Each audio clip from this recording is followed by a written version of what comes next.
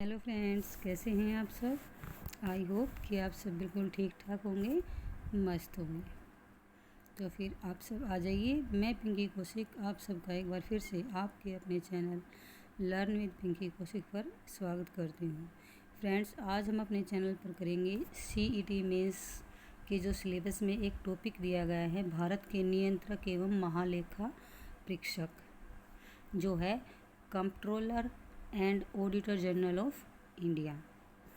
तो उसका जो टॉपिक दिया गया है, आज हम उसके बारे में अपने चैनल पर पढ़ेंगे। तो आइए हम स्टार्ट करते हैं। भारत के नियंत्रक एवं महालेखा परीक्षक। तो अभी तक के जितने भी हमारे ये बने हैं नियंत्रक और महालेखा परीक्षक जो है, ये उस सब की ये लिस्ट है, आप देख लीजिए। ये जो हमारे पहले थे वो हैं V नरसिंह राव, जो कि 1948 में बने थे और कब तक रहे, 1954। और जो सेकंड नंबर के हैं वो हैं AK चंद, 1954 से 1960। थर्ड हैं AK राय, 1960 से 1966। S रंगनाथन, 1966 से 1972। A बख्शी हैं, 1972 से 1978। और ज्ञान प्रकाश हैं 6 नंबर के, 1978 से लेकर 1984 तक। त्रिलोकीनाथ चतुर्वेदी हैं 7th नंबर के, जो है 1984 से 1990 तक रहे हैं। और 8 नंबर के हैं हमारे CS सोमैया, जो 1990 से 1996 तक रहे हैं। 9th नंबर के हैं VK सुंगलू जी, जो हैं 1996 से 2002 तक रहे। 10th नंबर के हैं VN कोल, 2002 से लेकर 2008 तक। 11th हैं विनोद राय, 2008 से लेकर 13 तक। 12th हैं शशिकांत शर्मा, 2013 से लेकर 2017 तक। और 13th नंबर के हैं राजीव महर्षि, जो 2017 से लेकर 2020 या 21 तक रहे हैं। और अब जो हमारे हैं ये नियंत्रक एवं महालेखा परीक्षक, ये 14th नंबर के हैं, जो कि आप देख सकते हैं ये हैं। और इनका नाम है गिरीश चंद्र मुर्मू, जिन्होंने 8 अगस्त 2020 को अपने पद के लिए शपथ ली थी। यानी इनका कार्यकाल 8 अगस्त 2020 से स्टार्ट हुआ है। ठीक है, तो आगे देखिए, हम इसमें पूछा गया है सिलेबस में कि हमारे संविधान में इस जो ये पद है इसके लिए क्या प्रावधान किए गए हैं और इनके क्या कार्य हैं। हमारे सिलेबस में ये पूछा गया है।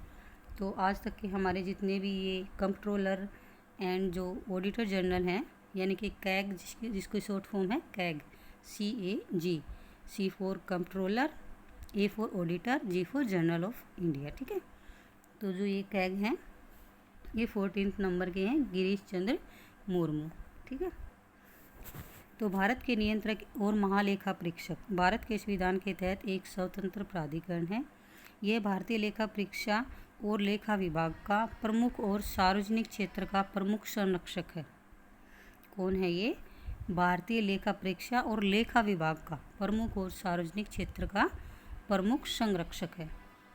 आगे देखिए, इस संस्था के माध्यम से संसद और राज्य विधानसभाओं के लिए सरकार और अन्य सार्वजनिक प्राधिकरणों की जवाबदेही सुनिश्चित की जाती है और यह जानकारी जनसाधारण को दी जाती है। इसकी पृष्ठभूमि देख लीजिए एक बार कि ये पद कैसे स्टार्ट हुआ है। ठीक है, महालेखाकार का कार्यालय वर्ष 1858 में स्थापित किया गया था। ठीक उसी वर्ष जब अंग्रेज़ों ने ईस्ट इंडिया कंपनी से भारत का प्रशासनिक नियंत्रण अपने हाथों में लिया था। मतलब कब से महालेखाकार का जो कार्यालय है कब स्थापित किया गया? 1858 में, 1858 में। और कब? जब अंग्रेज़ों ने ईस्ट इंडिया कंपनी से भारत का प्रशासनिक नियंत्रण अपने हाथों में लिया था। नेक्स्ट देखिए, वर्ष 1860 में सर एडवर्ड ड्रमंड को पहले ऑडिटर जनरल के रूप में नियुक्त किया गया था। यानी कि पहले जो हमारे ऑडिटर जनरल कौन थे, जो 1860 में थे, वो सर एडवर्ड ड्रमंड थे। इसके कुछ समय बाद भारत के महालेखा परीक्षक को भारत सरकार का लेखा परीक्षक और महालेखाकार कहा जाने लगा। मतलब कि जो इसके बाद से हैं वो भारत के जो महालेखा परीक्षक थे उसको भारत सरकार का लेखा परीक्षक और महालेखाकार कहा जाने लगा। वर्ष 1866 में इस पद का नाम बदलकर नियंत्रक महालेखा परीक्षक कर दिया गया। जो लेखा परीक्षक और महालेखाकार था उस नाम को बदलकर नियंत्रक महालेखा परीक्षक कर दिया गया और वर्ष 1884 में इसे भारत के नियंत्रक और महालेखा परीक्षक के रूप में फिर से नामित किया गया। आगे देखिए, भारत सरकार अधिनियम 1919 के तहत महालेखा परीक्षक को सरकारी नियंत्रण से मुक्त कर दिया गया क्योंकि इस पद को वैधानिक दर्जा दिया गया था। भारत सरकार अधिनियम 1935 ने संघीय ढांचे में प्रांतीय लेखा परीक्षकों के लिए प्रावधान करके महालेखा परीक्षक के पद को और शक्ति दे दी थी। मतलब उसको और शक्तियाँ कब मिली? 1935 का जो भारत सरकार का जो अधिनियम था उसके तहत। इस अधिनियम में नियुक्ति और सेवा प्रक्रियाओं का भी उल्लेख था और भारत के महालेखा परीक्षक के कर्तव्यों का संक्षिप्त विवरण था। तो जो इस अधिनियम के तहत जो नियुक्त हुए थे और सेवा प्रक्रियाओं का जो मतलब नियुक्ति और सेवा प्रक्रियाओं का उल्लेख था इस अधिनियम में, ठीक है। और जो भारत सरकार के महालेखा परीक्षक के कर्तव्यों का भी वर्णन किया गया था उसमें। वर्ष 1936 के लेखा और लेखा परीक्षा आदेश के महालेखा परीक्षक के उत्तरदायित्व और लेखा परीक्षा कार्यों का प्रावधान किया गया। यह व्यवस्था वर्ष 1947 तक अपरिवर्तित रही, मतलब कि बदली नहीं गई, एज इट इज चलती रही, अपरिवर्तित रही। और स्वतंत्रता के बाद भारतीय संविधान के अनुच्छेद 148 में, कौन से अनुच्छेद में? अनुच्छेद 148 में भारत के राष्ट्रपति द्वारा एक नियंत्रक और महालेखा परीक्षक नियुक्ति किए जाने का प्रावधान किया गया। स्वतंत्रता के बाद 1947 के बाद भारतीय संविधान में अनुच्छेद 148 के तहत भारत के राष्ट्रपति द्वारा इस पद की नियुक्ति किए जाने का प्रावधान किया गया।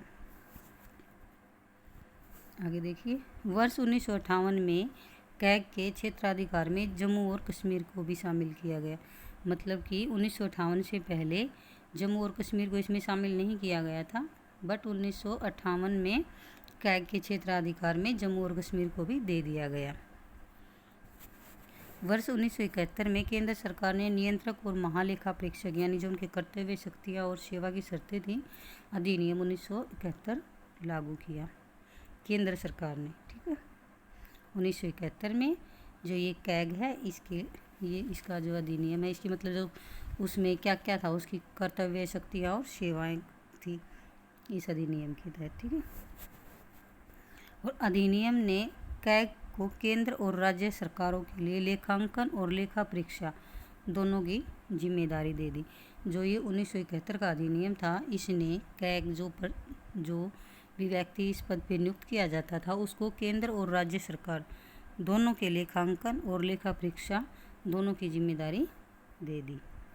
वर्ष 1976 में कैग को लेखांकन के कार्यों से मुक्त कर दिया गया और फिर क्या हुआ? 1976 में कैग को लेखांकन के कार्यों से मुक्त कर दिया गया। अब देखिए संविधान में इस पद का क्या प्रावधान है, ठीक है, वो देखते हैं। अनुच्छेद 148 कैग की नियुक्ति, शपथ और सेवा की शर्तों से संबंधित है। यानी कि अनुच्छेद 148 में कैग की नियुक्ति कैसे की जाएगी, उसको शपथ कौन दिलाएगा और उसकी सेवा की शर्तें क्या हैं, इनसे संबंधित विवरण मिलता है। अनुच्छेद 149 भारत के नियंत्रक और महालेखा परीक्षक के कर्तव्यों और शक्तियों से संबंधित है। मतलब 149 में जो कैग है उसके कर्तव्यों और शक्तियों का वर्णन है। अनुच्छेद 150 कहता है कि संघ और राज्यों को खातों का विवरण राष्ट्रपति के अनुसार कैग की सलाह पर रखना होगा। 150 क्या कहता है कि संघ और राज्यों को खातों का विवरण राष्ट्रपति के अनुसार कैग की सलाह पर रखना होगा। अनुच्छेद 151 कहता है कि संघ के खातों से संबंधित कैग की रिपोर्ट राष्ट्रपति को सौंपी जाएगी, जो संसद के प्रत्येक सदन के पटल पर रखी जाएगी। आगे देखिए अनुच्छेद 279 151 के बाद दे रखा है सीधा 279 शुद्ध आय की गणना कैग द्वारा प्रमाणित की जाएगी और जिसका प्रमाण पत्र अंतिम माना जाता है। यानी कि जो शुद्ध आय है उसको जो ये कैग है वो वेरीफाई करेगा, वो प्रमाणित करेगा और जिसका प्रमाण पत्र अंतिम माना जाएगा। फिर आ जाती है तीसरी अनुसूची। अब तक चल रहे थे ये हमारे अनुच्छेद और अभी ये आगे हमारी अनुसूची। तीसरी अनुसूची भारत के संविधान की तीसरी अनुसूची की धारा 4 भारत के कैग और सर्वोच्च न्यायालय के न्यायाधीशों द्वारा पदभार ग्रहण के समय ली जाने वाली शपथ का प्रावधान करती है। तीसरी अनुसूची भारत के संविधान की तीसरी अनुसूची की धारा 4 जो भारत के कैग और सर्वोच्च न्यायालय के न्यायाधीशों द्वारा पदभार ग्रहण करने के समय ली जाने वाली शपथ का प्रावधान करती है। यानी कि जो कैग को पदभार संभालने से पहले जो मतलब शपथ ली जाती है उसका प्रावधान कौन सी अनुसूची में है? तीसरी अनुसूची के धारा 4 में। अब छठी अनुसूची के अनुसार जिला परिषद या क्षेत्रीय परिषद के खातों को राष्ट्रपति और कैग द्वारा अनुमोदित प्रारूप के अनुसार रखा जाना चाहिए। इन निकायों के खातों का लेखा जोखा इस तरह से करना होगा कि जिस प्रकार कैग उचित समझता है और ऐसे खातों से संबंधित रिपोर्ट राज्यपाल को प्रस्तुत की जाएगी जो विधानमंडल के समक्ष रखी जाती है। अब आगे हम देखते हैं कैग की स्वायत्तता यानी कि उसकी ऑटोनॉमी क्या है। कैग की स्वतंत्रता की सुरक्षा के लिए संविधान में कई प्रावधान किए गए हैं। ठीक है, कैग राष्ट्रपति की सील और वारंट द्वारा नियुक्त किया जाता है। किसके द्वारा? राष्ट्रपति की सील और वारंट के द्वारा नियुक्त किया जाता है और इसका कार्यकाल 6 वर्ष है या फिर 65 वर्ष की आयु जो भी पहले हो जाए, या तो जो पर्सन है वो पहले 65 साल का हो जाए या फिर उसका 6 साल का कार्यकाल पूरा हो जाए। कैग को राष्ट्रपति द्वारा केवल संविधान में दर्ज प्रक्रिया के अनुसार हटाया जा सकता है। मतलब कैग को हटाने के लिए जो हमारे संविधान में जो प्रक्रिया दर्ज की गई है उसके द्वारा राष्ट्रपति के द्वारा उसको हटाया जा सकता है, जो कि सर्वोच्च न्यायालय के न्यायाधीशों को हटाने के तरीके के समान है। मतलब जैसे सर्वोच्च न्यायालय के न्यायाधीशों को हटाया जा सकता है जो हमारे संविधान में प्रावधान दिया गया है, उसी प्रकार से कैग को राष्ट्रपति द्वारा संविधान के अकॉर्डिंग हटाया जा सकता है। एक बार कैग के पद से सेवानिवृत्त होने इस्तीफा देने के बाद वह भारत सरकार या किसी भी राज्य सरकार के अधीन किसी भी कार्यालय का पदभार नहीं ले सकता। मतलब एक बार वो इस्तीफा दे दे या फिर उसका जो समय है या 6 साल है वो पूरे हो जाए, उसके बाद वह भारत सरकार या किसी भी राज्य सरकार के अधीन किसी भी कार्यालय का पदभार नहीं ले सकता। कैग का वेतन और अन्य सेवा शर्तें नियुक्ति के बाद भिन्न नहीं की जा सकती। ठीक है, आगे देखिए। उसकी प्रशासनिक शक्तियों और भारतीय लेखा परीक्षा और लेखा विभाग में सेवारत अधिकारियों की सेवा शर्तें राष्ट्रपति द्वारा उससे परामर्श के बाद ही निर्धारित की जाती है। मतलब राष्ट्रपति उनसे पहले परामर्श करता है फिर निर्धारित करता है। कैग के कार्यालय का प्रशासनिक व्यय जिसमें सभी वेतन भत्ते और पेंशन शामिल हैं भारत की संचित निधि पर भारित होते हैं, जिन पर संसद में मतदान नहीं हो सकता। ठीक है, फिर कैग के कार्य क्या हैं और क्या शक्तियां हैं ये देख लेते हैं। कैग को विभिन्न स्रोतों से ऑडिट करने के अधिकार प्राप्त हैं, जैसे कि संविधान का अनुच्छेद 148 से 151 तक। नियंत्रक और महालेखा परीक्षक, कर्तव्य शक्ति और सेवाओं की शर्तें अधिनियम 1971, महत्वपूर्ण निर्णय भारत सरकार के निर्देश, लेखा और लेखा परीक्षा विनियम 2017। कैग भारत की संचित निधि और प्रत्येक राज्य केंद्र शासित प्रदेश जिसकी विधानसभा होती है कि संचित निधि से संबंधित खातों के सभी प्रकार के खर्चों का परीक्षण करता है। क्या करता है ये? भारत की संचित निधि और प्रत्येक राज्य केंद्र शासित प्रदेश जिसकी विधानसभा होती है संचित निधि से संबंधित खातों के सभी प्रकार के जो खर्चे हैं उनका परीक्षण करता है। भारत की आकस्मिक निधि और भारत के सार्वजनिक खाते के साथ साथ प्रत्येक राज्य की आकस्मिक निधि और सार्वजनिक खाते से होने वाले सभी खर्चों का परीक्षण करता है।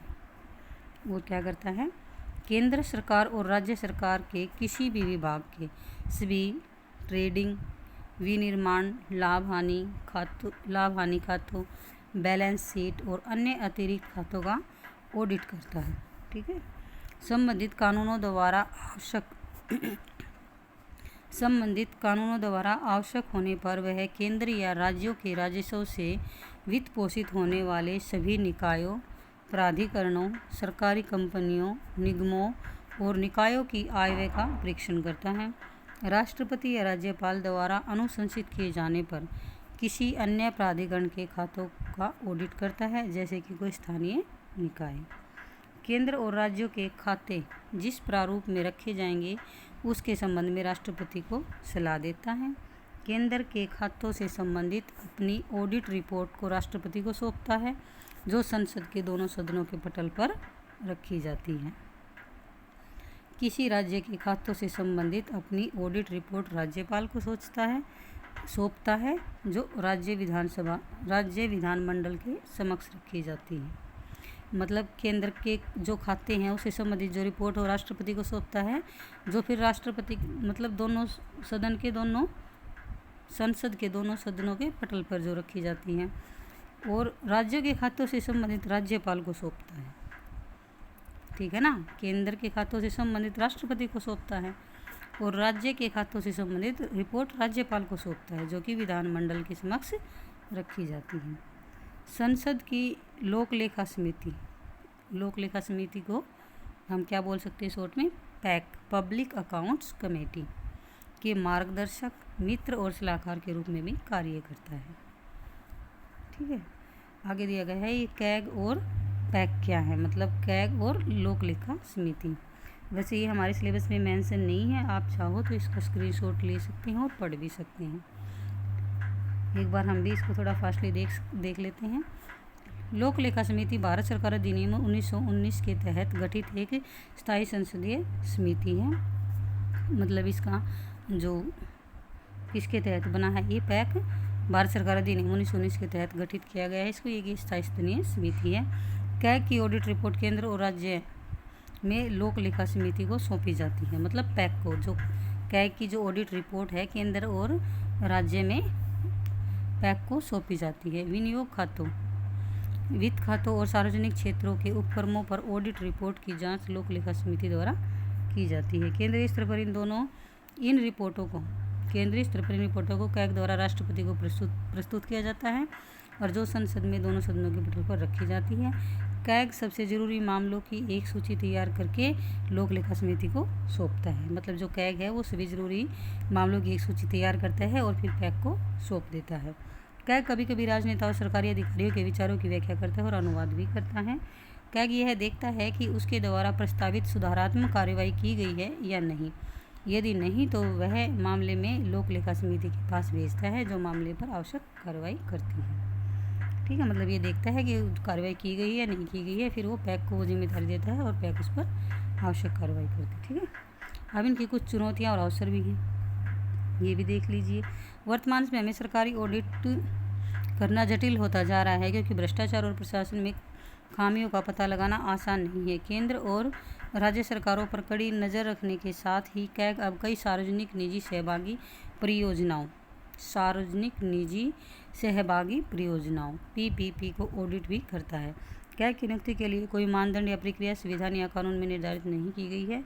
कार्यपालिका को यह शक्ति दी गई है कि वह अपनी पसंद के व्यक्ति को कैग के रूप में नियुक्त कर सके, और यह विश्व में प्रचलित तरीकों के साथ मेल नहीं खाता। मतलब ये कुछ चुनौतियां हैं और कुछ अवसर हैं। इसके अलावा ऑडिट में बाधा डालने के उद्देश्य से महत्वपूर्ण दस्तावेजों की आपूर्ति ऑडिट प्रक्रिया के अंत में की जाती है। RTI अधिनियम 2005 के तहत नागरिकों के 1 महीने के भीतर जानकारी प्राप्त करने के अधिकार की तरह ऑडिटरों को भी 7 दिनों के भीतर प्राथमिकता के आधार पर रिकॉर्ड उपलब्ध किए जाने चाहिए। ऐसा नहीं हो पाने की स्थिति में संबंधित विभागों के प्रमुखों को इसकी वजह को स्पष्ट करना चाहिए।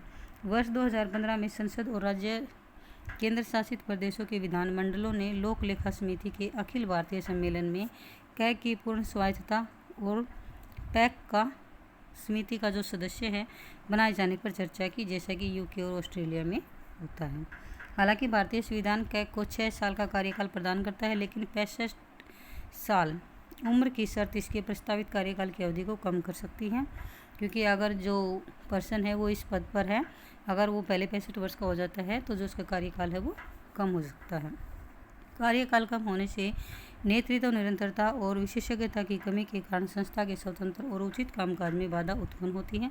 अंतर्राष्ट्रीय स्तर पर यूके के कैग और अमेरिका के जो नियंत्रक महाप्रबंधक का कार्यकाल क्रमशः 10 और 15 वर्ष का है। मतलब यूके और अमेरिका में 10 और 15 वर्ष का है।